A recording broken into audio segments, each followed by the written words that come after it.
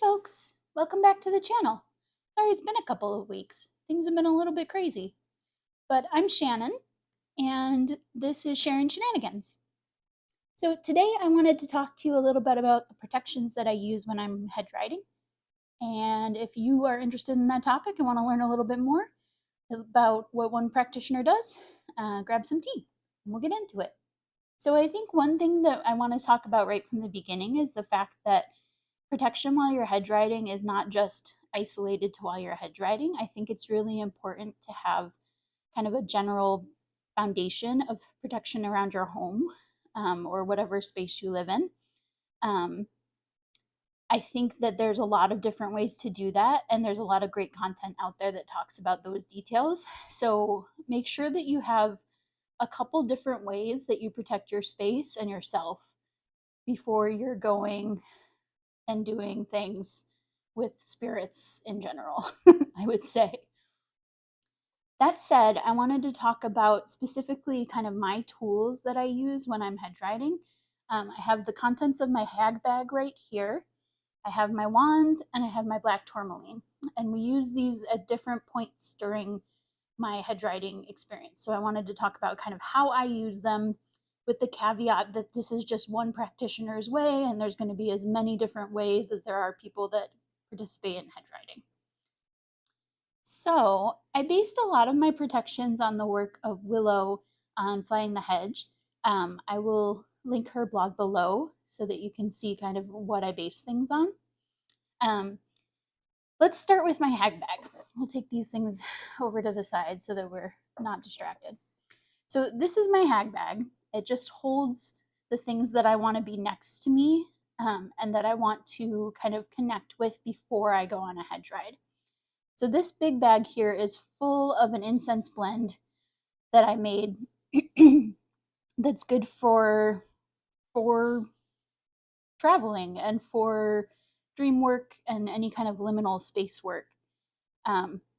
I don't know that I have the details of what's in it, and I don't know that I would want to share them if I did. So I refresh this bag every now and then to make sure that I still have,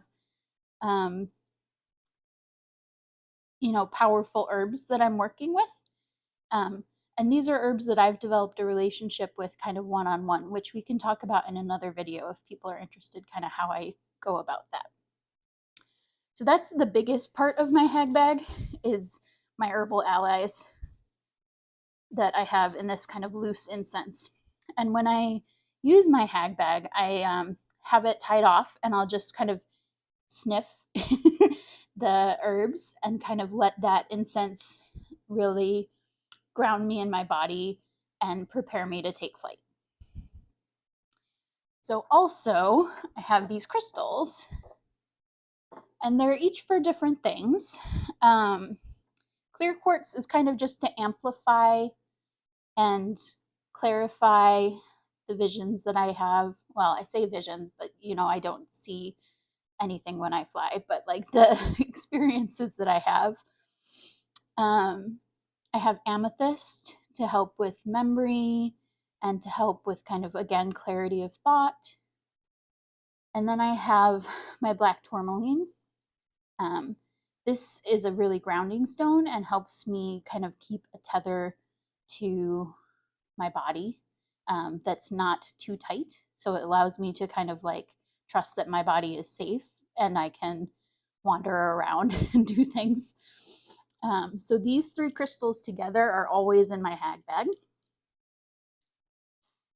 And then the final thing is kind of personal to me.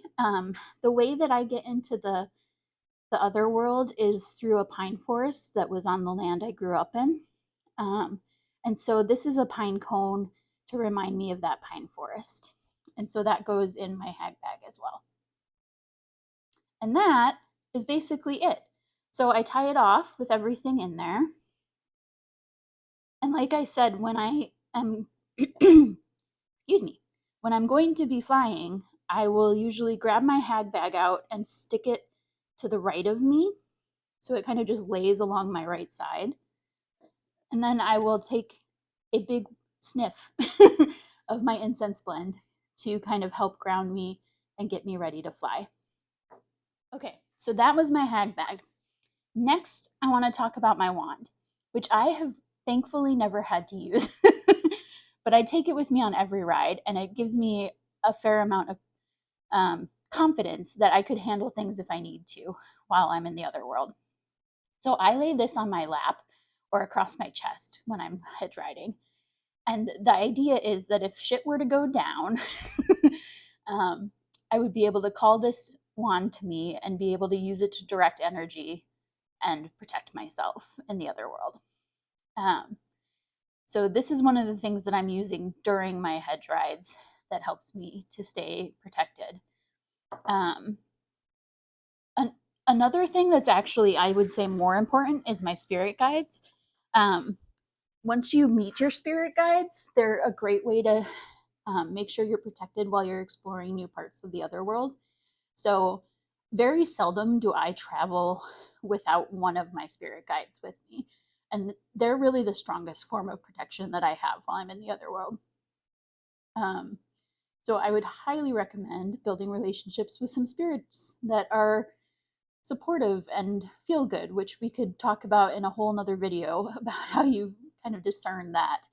But I think it's one of the first things that I advise people to do is to find a spirit guide in the other world that can kind of help you and protect you and teach you while you're learning how to do it.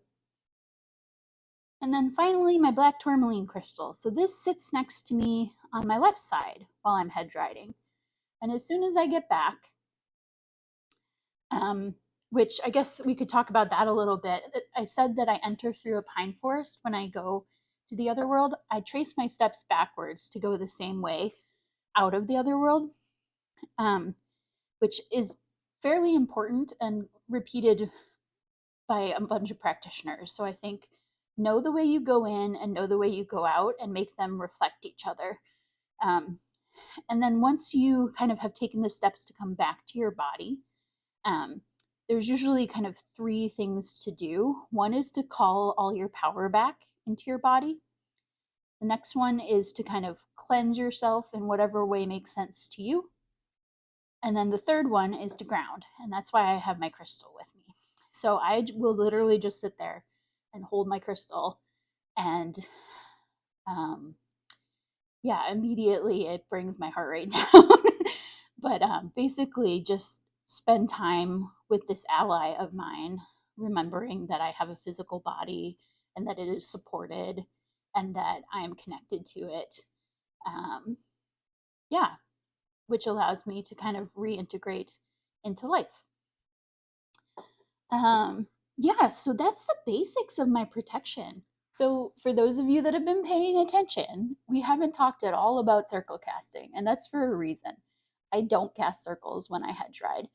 I feel like casting circles are really helpful when you're trying to contain energy. And that's kind of the opposite of what I'm trying to do when I'm hedge riding. I'm trying to go out and explore, basically. But that said, I think if it would make you feel more comfortable, I think then casting a circle is a totally reasonable thing to do. I don't think you're going to block yourself off from the other world or anything like that. I think it's kind of the power is the belief that you put into it, as some people would say. So I think the other thing I want to talk about is the fact that honestly, I haven't had any negative experiences in the other world. I think a lot of people approach this practice with more fear than is needed for the practice. I think that it's important to take measures to protect yourself and be safe and be kind of wise and discerning while you're working with spirits. But I think that that's something you can do if you're alive in this world. Like you're used to working with other spirits in the guise of humans, and you know how not to be a jerk and get people mad at you, right? So like, be a reasonable, ethical, kind being, and you'll do great. Really, I think a lot of these protections are kind of to help assuage that part of our brain that's a little bit fearful about doing something that feels risky to us. So if this can give you any peace of mind on your travels, I hope that that is true. I guess I'm wondering what other questions you guys might have about protections and how to keep yourself safe while you're hedge riding. If any of you are practitioners that participate in spirit flight, let me know below kind of what you do, and I might pick up some new tips and tricks, which would be great. Yeah, thanks for sticking around, and I hope this was interesting. Have a great day. Bye.